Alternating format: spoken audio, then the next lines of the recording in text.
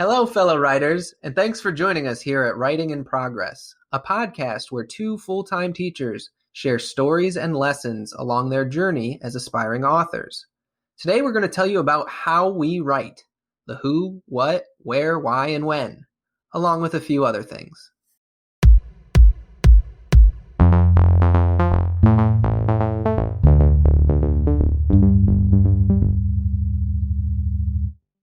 Hey guys, this is Justin Creps here again with my co-host John Woolley, and we're excited to join you in another episode of Writing in Progress. Before we get started this week, I want to take a moment to address our listeners, all of our listeners. This is our first time recording after publicly releasing Writing in Progress. I've had a few friends reach out and say, I really like the podcast, even though I'm not a writer. I look forward to listening. I want you to know, when we chose our greeting, hello fellow writers, it was intentional. In the year 2020, we are all writers. Maybe you don't have aspirations of publishing a novel or starting a blog, but I can guarantee you write. Whether that's Facebook posts, Instagram captions, work emails, or text messages, we all write every single day. At the very least, we all have stories to tell. Writing is our preferred medium, but if you prefer painting, photography, or even music composition, the art of telling a story is at the heart of this podcast, and we sincerely mean it when we say you are welcome here, fellow writer, no matter your age, experience, or ability. I totally agree, Justin. I find the creative process very interesting. I love documentaries about actors, musicians, painters, all kinds of creative endeavors, even if I don't plan on learning that skill. I find the muse interesting, and there's a commonality among creative processes if you really pay attention. So now that we've established that we are all writers, or at least creative and have a story to tell, what's the best way to tell it? How should we go about writing? That answer is a little different for everyone. But today, Justin and I are going to break down each of our writing processes in the hopes that it may help you discover your own unique process. So before describing our processes, let's take a moment to discuss what a writing process is in general. So John, what does writing process mean to you? Well, we talked about the need to establish a routine and go at something consistently. To me, it's kind of the steps that you have to go through to get to a really good finished product. And sometimes you don't even realize you're going through those steps. And once you've gone through them and come up with a polished product, you can often look back and see where other people may have skipped steps. And it's easy to see, sometimes hard to see in your own work, but sometimes easy to pick out in others.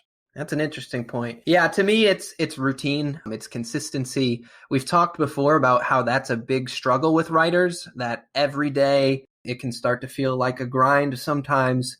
And sometimes we fall out of our routines, right? And so I almost think of a writing process like when a basketball player goes through to a free throw line and they have their little, superstitious thing before they take the shot. It's kind of that thing you can lean on, that ingrained routine you can go back to. And this is how you know you're going to make progress, even when you're not feeling like making progress. Does that make sense?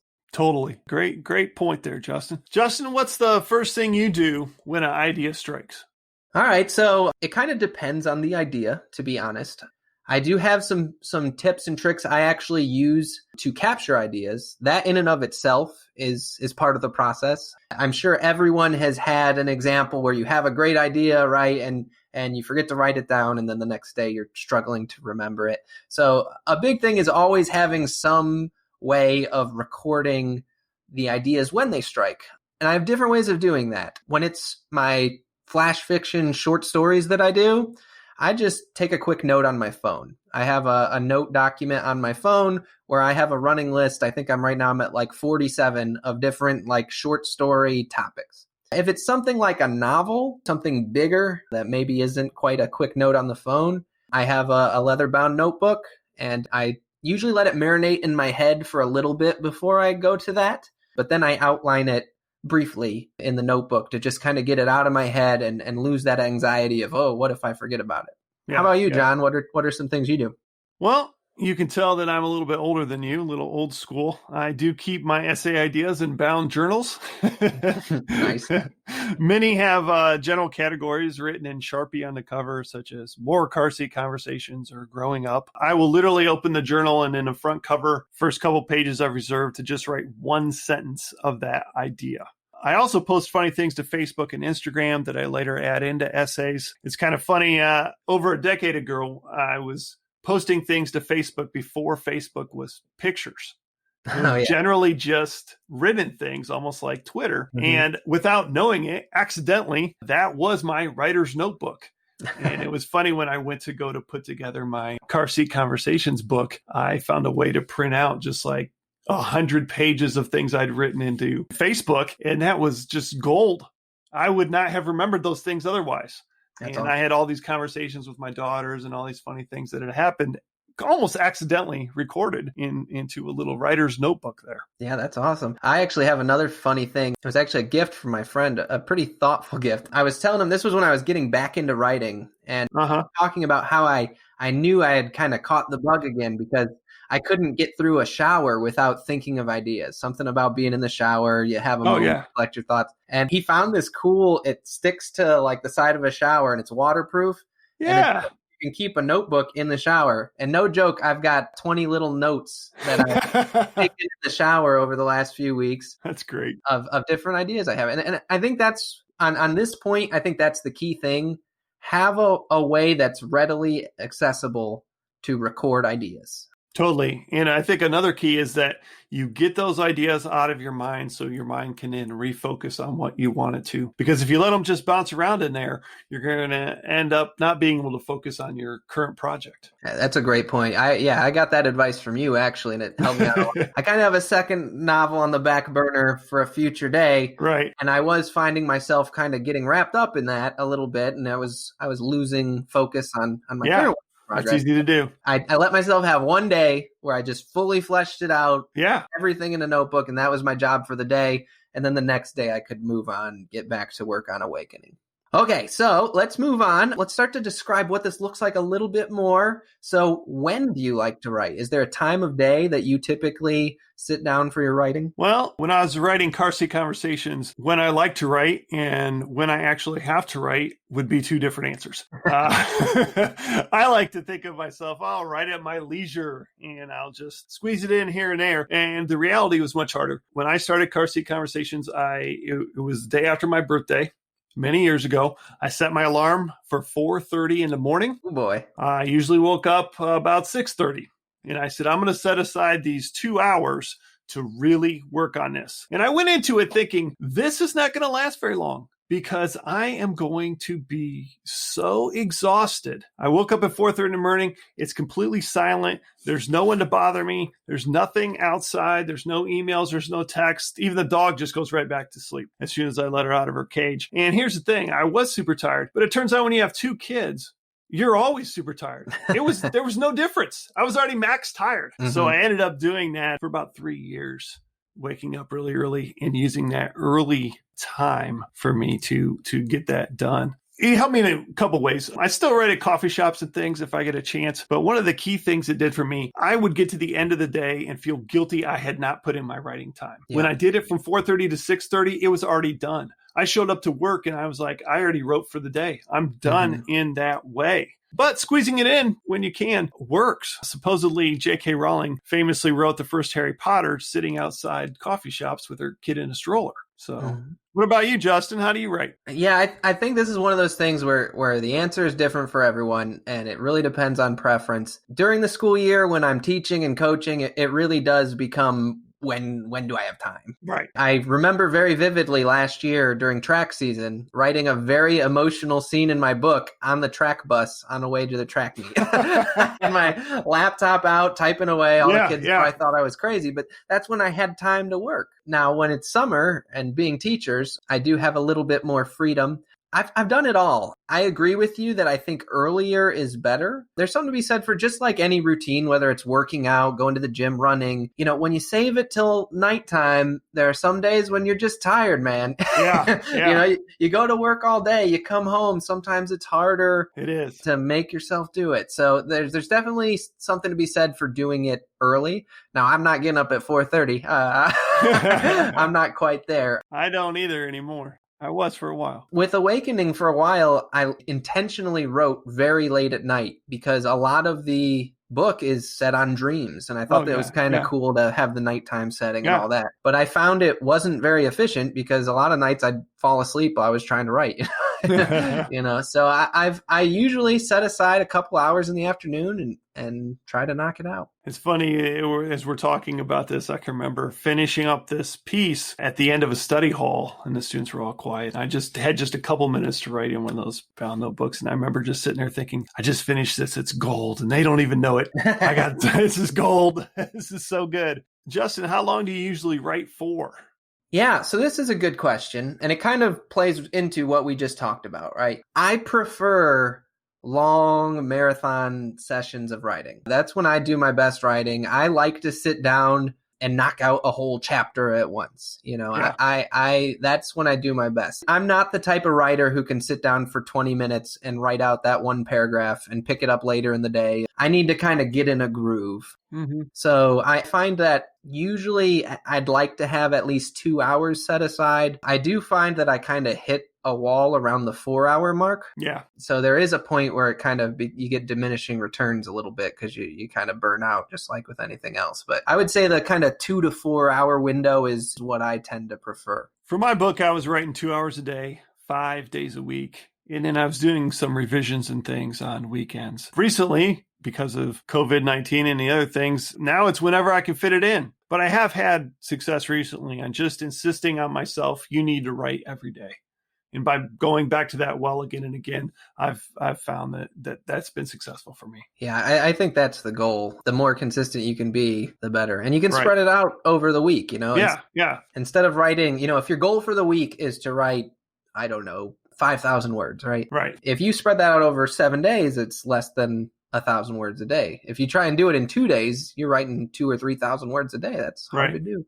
All right. Next thing, let's describe where we write. So, John, where do you like to write? Is there any spots that you kind of have tabbed out for writing? Well, initially, when I handwrite things out in journal form, I'm usually on the couch or at the kitchen table. Then I type things up. I have a little desktop in a little room off the kitchen. I have a desktop computer that I use for that. Where do you write, Justin? See, I'm a little different. I got to be as isolated as I can. So I can't do any writing on the couch or the kitchen table where stuff's going on. I have 2 spots that are my favorite. We have a guest bedroom upstairs that is literally the most corner of the house you could get. And I sit in our guest bed and I have a little portable desk you can put on your lap, that type of thing. And I do a lot of my work there. And then if the weather's nice and allows, I actually have a hammock out on our deck. And I love on summer nights lighting a few mosquito lamps and going out there and just writing in the hammock. I would say everyone should at least once, find the coffee shop and do that whole thing just to see if you like it. It's kind of as an author, you got to do it at least once. You have to. Those are my spots. Really, the big thing is I need it quiet. I can't be distracted. I can't have stuff going on around me. I want to be completely engaged and surrounded by my work. Justin, when you are writing, are there any other tips or hacks or quirks that help you get in the zone? Yeah. So we both talked about, I thought it was interesting. We never talked about this before, but last episode, we talked about how we both use music to kind of get in the zone. I have a playlist. I just finished talking about how I like quiet. So I have noise canceling headphones. I had those too. They were a game changer for me, man. Good investment right there. I like to have something to sip on, water or coffee or something like that. And then the other thing that I do, a couple things I do. One is, this may seem really silly, but I almost have like a costume. I've got a specific hat. It's got a Detroit Tigers logo on it, the Old English D. Nice. And I've got a pair of reading glasses that are like the lowest magnification, but it's my literal writer's cap and my glasses. And I put those on and I just feel a little more like an author, as ridiculous as that might be. That's great. No, I think that's great. And it gets me in the zone and ready to write. The other thing I do that I would strongly suggest is I have a shoebox that I've labeled phone quarantine. That is wise. And when I sit down to write, I put my phone in it Yep. because I found every time I finished a paragraph, if I have my phone out, I just subconsciously grab it and I'm looking at text or I'm looking at Facebook or whatever. And it's very easy for that, 5-second glance at the phone to turn into a 10-minute scroll. I think it was Joyce Carol Oates who said it in her masterclass. The biggest reason people don't become published authors is not for lack of skill, but for lack of discipline or lack of the ability to avoid distraction specifically. Yeah. So finding a way to kind of disconnect is a very, very important part of the writing process for me. And having somewhere to put your phone is a big part of that. What about you, John? For me, sometimes music, sometimes I need complete quiet. I'm not as disciplined, so forcing boredom on myself I like that. works really well. If you wake up at 4:30 in the morning, turn on Facebook, hey, guess what? They're the same posts they were last night when you went to bed because no one's awake.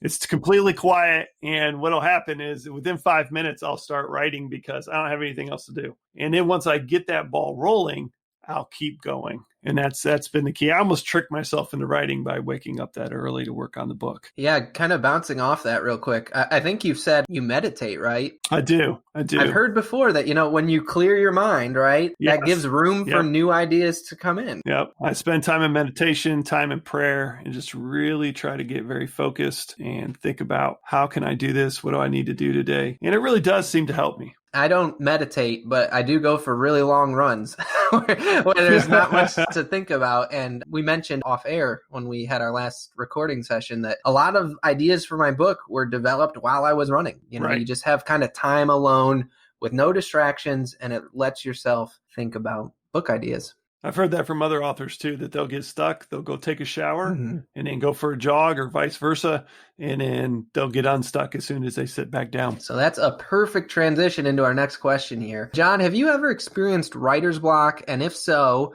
what did you do to combat it? How'd you break out? I think the key here is just to show up every day. There's a sports analogy here of having a good game or a bad game. You never know which one that's going to be. So you have to show up every day. Sometimes the block is your kind of subconscious mind trying to work out a problem. And then once you get that worked out by showing up every day, things will start to flow again. There's a famous story of John Coltrane renting a house kind of out of the way with his wife, and he put a desk chair up in the attic. And every day he would get up and go sit in that attic. And he had this desk, he had a chair, he had a pen, he had a piece of paper, he had his saxophone, and his wife, a whole week, he's doing this like 12 hours a day. She doesn't hear any saxophone. She doesn't hear anything. On the end of the 5th day, he comes down, he looks at her, he taps his temple and says, I got it. And he sits down and writes A Love Supreme, which is probably the greatest jazz album of all time. What was he doing up there for that 60 hours in those 5 days? He was working the process. Now he's a genius, so he can just work it in his head. Right. All of us have to work it out on pen and paper, but it's the same kind of thing. You got to work the process and you got to work it out and force yourself through some of these things. And sometimes you get stuck and sometimes you just have to abandon things. And David Sedaris has a great point. He says a lot of times he looks back at old essays and now he says, oh, I know how to do this. I was stuck with writer's block. I got stuck in this essay. I abandoned it. He goes back to his old journal. He looks at it and says, I totally know how to do this now. So sometimes as your skills develop, you can unblock yourself a little bit as well. What about you, Justin? What are some things you've done to combat writer's block? I think the first thing I would say is I don't call it writer's block. I think that's kind of an easy excuse some people use sometimes of, oh, it's this thing that just happens to writers. Mm-hmm. Usually it comes down to one of two things. One is kind of burnout, right? Like you've been writing a lot and you're just feeling spent. And sometimes this one's a little bit more legit is, you're just kind of stuck on an idea, like you mentioned. Right. I would say to combat the first type of writer's block, that's what this whole episode is about, right? Have your process. Neil Gaiman, who I could listen talk about writing for a whole week and not get bored, once described how there's some days in writing where you feel like you're flying, and there's some days in writing where you feel like you're laying bricks. That's a great point. And he said the beautiful thing is when you're done, no one can tell the difference. It's still you all the way through. And only you know which parts were easy to write and which parts were hard to write. So some days you just got to lay the bricks. And, Yeah. if that means getting up at 4:30 to lay your bricks or sitting out on a hammock on a deck to lay your bricks, whatever it is, have your process. And when you have that routine, that's how you get through those tough stretches. The only other thing I would say that was helpful for me is have some sort of side project. For me, it's the 1-page short stories, just kind of the low commitment thing. Maybe it could be a blog. Right. Maybe it could be something like that. A lot of people keep a informal diary Yes. or informal journal every day. Yeah. They call it their morning pages or the first 5. One other writer passed on to me that he writes 5 things every day. Just bullet point 5 things. I do that every day. That's awesome. Yeah. And sometimes just like you said, taking that step away, working on something else for a second allows you to kind of recenter yourself, break through whatever was holding you back. And then you can get back to work on your main work in progress. All right, Justin, you've got some work done. What does the revision process look like for you? I do lots of different forms of revision, which I think every author does. As soon as I finish writing, some people will tell you not to do this. I do, personal preference. As soon as I finish writing a chapter, I go back and I reread that chapter. That's just how I am. I know there's going to be some obvious things that stick out to me right away. I read back through it. Then I read it out loud and send it to my friend, and very informally. And that's kind of my first time reading it out loud. It's my first time getting some feedback from another person. Is there some obvious thing in there that doesn't make sense? And then once I've kind of gone through that round of revision, I let it go for a little while. And right now with this YouTube thing I'm doing, right, I'm about 15 chapters behind where I'm writing. So a few weeks later, it's going to come up that, I'm working on chapter 8 on YouTube this week. So I revise it again. Yeah. Reading it and recording it on YouTube is part of my revision process. And I'm really big on this new software I mentioned in episode 3 called Pro Writing Aid. It is really in depth and it doesn't pull any punches. It gives you everything you want to know and some things you don't. And you start to learn real quick, even something you've revised 4 or 5 times, you plug it into that and you see, oh man, I used this phrase 3 times in one chapter. Why did I do that? The numbers don't lie. So yeah, the revision process is long. And once I'm done with all that, I sometimes send it out to some more beta readers. So just more. How about you, John? What's it look like for you? Well, the first thing I do is I take that idea of whatever essay I'm going to write and I kind of bullet point it out kind of in order. And I'm just bullet pointing just quick sentences, not even complete sentences, just bullet point it out, try and lay out everything. This may go on for 2 or 3 pages. Next thing I do is I take those bullet points and I turn those into a handwritten essay. And I'm kind of adding and taking away things as I go, speeding things up, slowing things down. Then I take those handwritten essays, I type them into the computer, again, editing every time as I go. Then that computer document gets edited and edited again. One of the neat things that happens, though, as I'm working through that essay, a lot of times the whole topic or idea I was going for from that original idea completely changes. I recently did one where I was going to do the steps of summer as seen by a stay-at-home dad. Then as I was going through, I remembered this marathon that I had run and how those two could be an allegory for each other. And I started writing them together. Then it became more about the marathon and less about summer dad. And then it became a lot about the marathon and a lot about parenting overall and how those two work together. And it was kind of neat. The whole thing changed from what it originally was. As I type things up, some parts get longer, some parts get shorter. The key is then once I have a typed piece, usually somewhere between 5 and 15 pages, I try to make that shorter and tighter, going over it again and again. A lot of times, if you really want a finished piece of work, even if it's only 5 pages long, you're probably going to have to go through it over 40 times. And it's a lot of work. It's a lot of work. Yeah.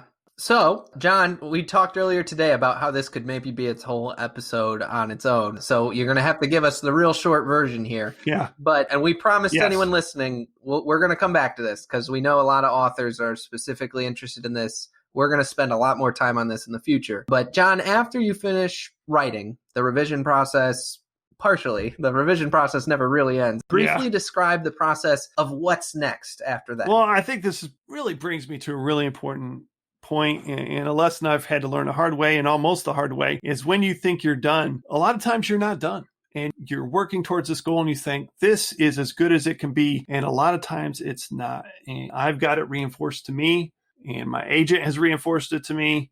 It's got to be as good as it can possibly be, because you don't get any second shots in publishing.